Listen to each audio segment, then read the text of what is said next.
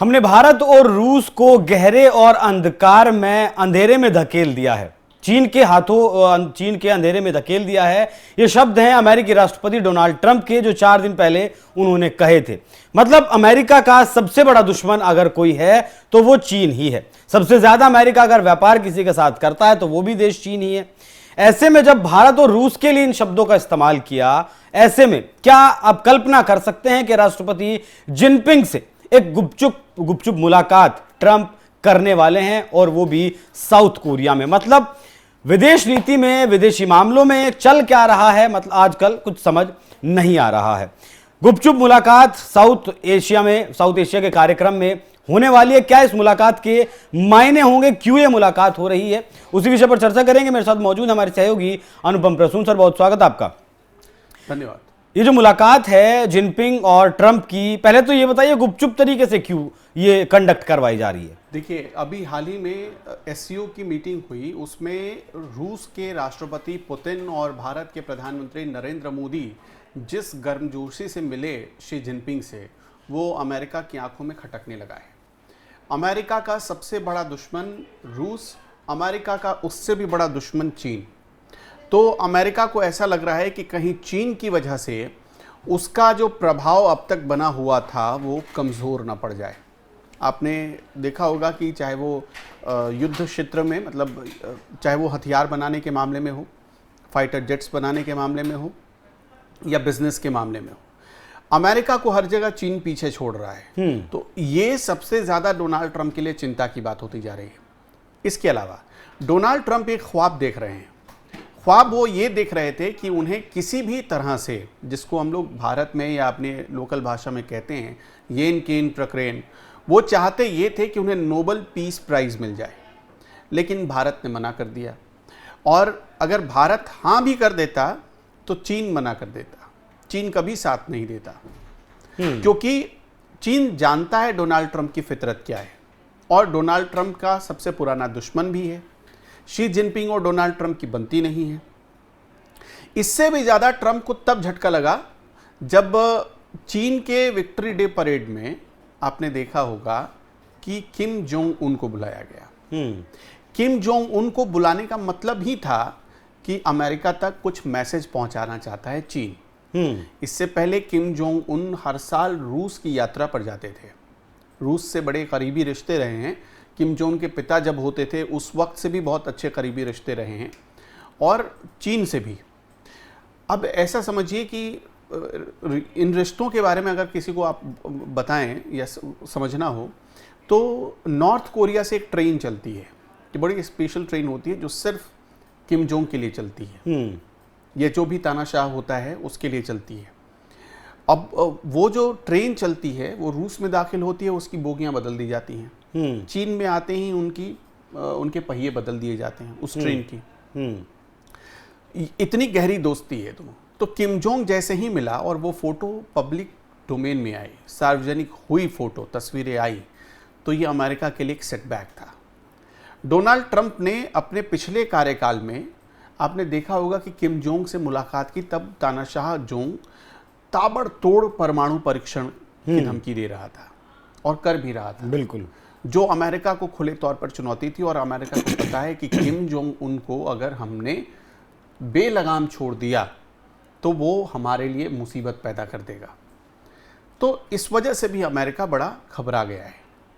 America Bharat को आंख दिखा रहा था। जो अब मुख्य बात पर आते हैं, अमेरिका जो भारत को आंख दिखा रहा था, उसके पीछे उसका उद्देश्य बहुत छोटा सा था। छोटा सा ये था कि वो अपने कुछ उत्पादों के लिए भारतीय बाजारों में एंट्री चाहता था, और वो ये चाहता था कि भारत रूस के साथ अपने सारे रिश्ते तोड़ दे और पूरी तरह अमेरिका पर निर्भर हो जाए।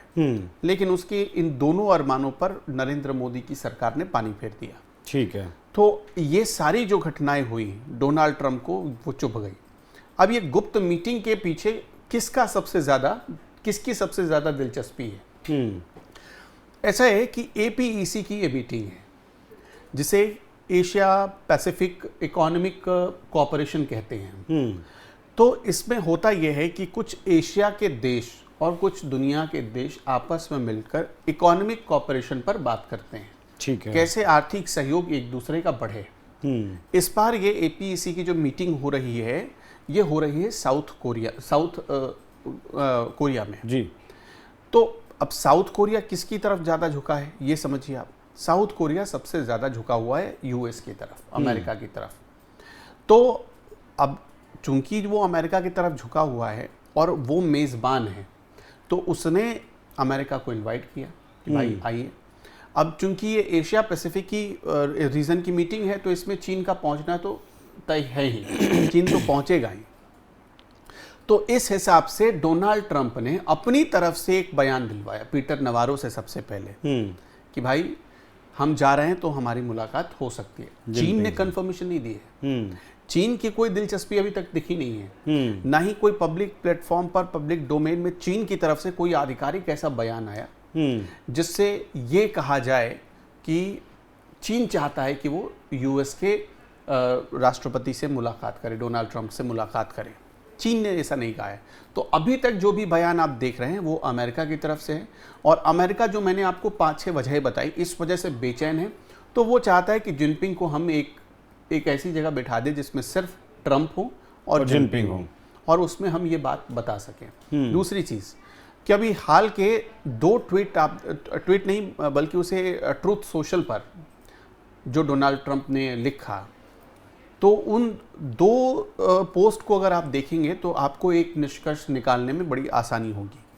पहली जो उन्होंने पोस्ट की थी उसमें उन्होंने 3 नेताओं की तस्वीर डाली थी, जिसमें एक ही फ्रेम में पुतिन, जिनपिंग और मोदी दिख रहे थे।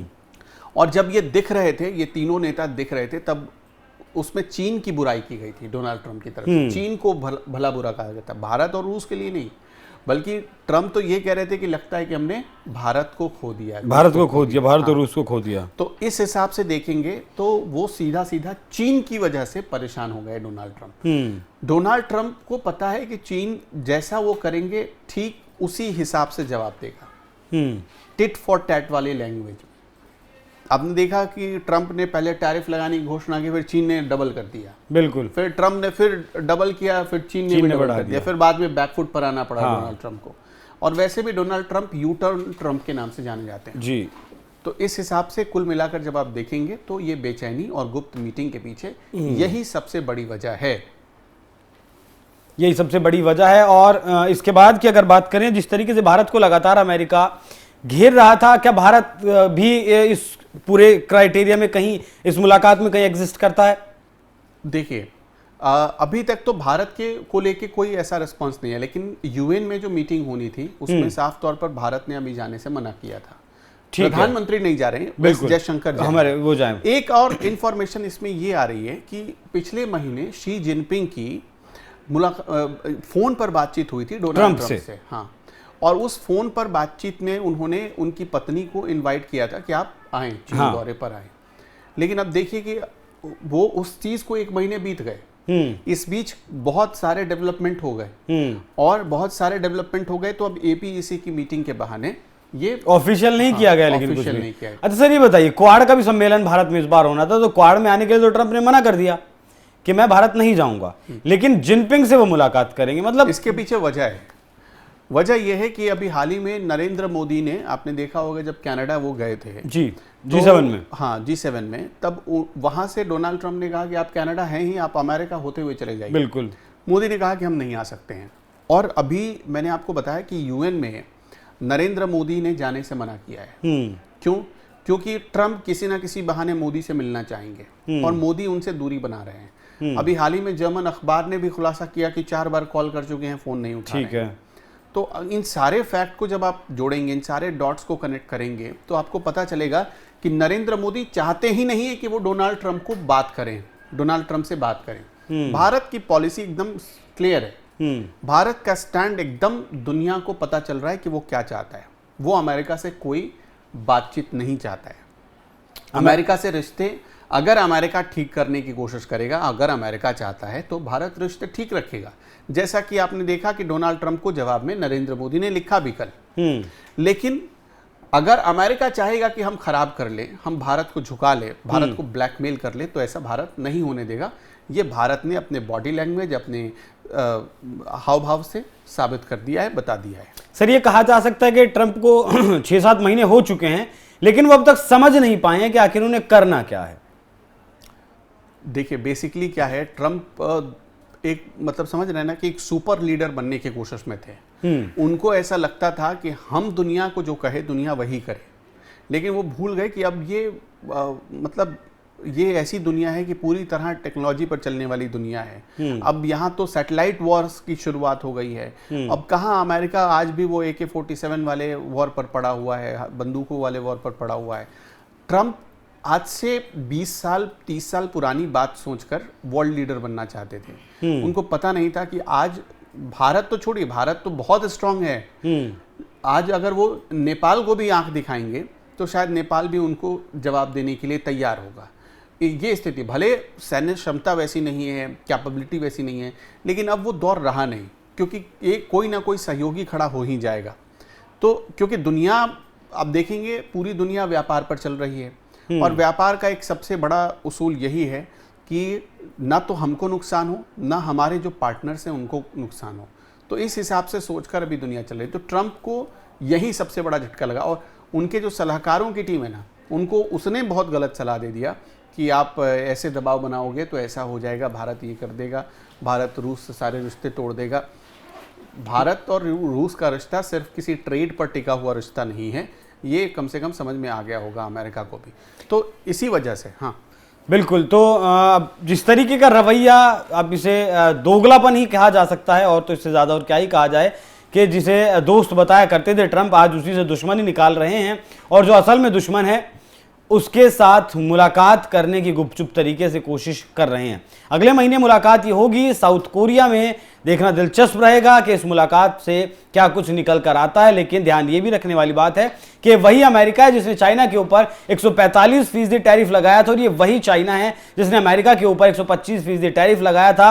Rare earth minerals, metals, magnets, तीनों पर रोक लगा दी थी पूरी तरीके से। उसके बाद ट्रंप घुटनों पर आए थे। यहां एक बात और साफ हो जाती है कि ट्रंप को झुकाने वाला चाहिए, ट्रंप झुक जाते हैं, वो चीन हो, रशिया हो, ब्राजील हो या फिर भारत हो। मतलब उनकी बात का बहुत ज्यादा वजन दुनिया में रह नहीं गया। सर, बहुत धन्यवाद आपका जुड़ने के लिए। बाकी दर्शकों, ये तो होने वाली मुलाकात है, इस पर आप क्या सोचते हैं? अपनी राय हमें कमेंट कर जरूर बताइएगा। नमस्कार।